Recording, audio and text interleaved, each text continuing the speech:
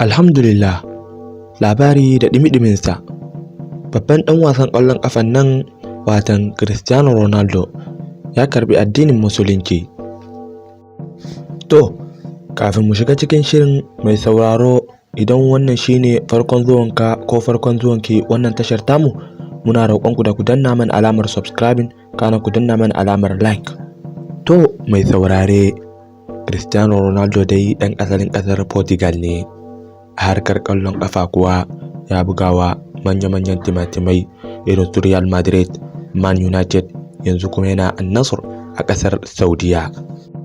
Cristiano Ronaldo dai ya bayyana cewar yana da sha'awar shiga addinin Musulunci tun shekaru 5 baya, amma bai samu cikakkiyar dama ba. Amma yanzu da yana cikin ƙasar Larabawa kuma babbar cibiyar addinin Musulunci watan Saudiya, shi bai ga abin da zai hana shi musulunta ba. To, masu sauraro, wani fata za ku yi wa gwaninku ɗan ƙwallon ƙafan nan watan Cristiano Ronaldo? Mu haɗu da ku a comment section.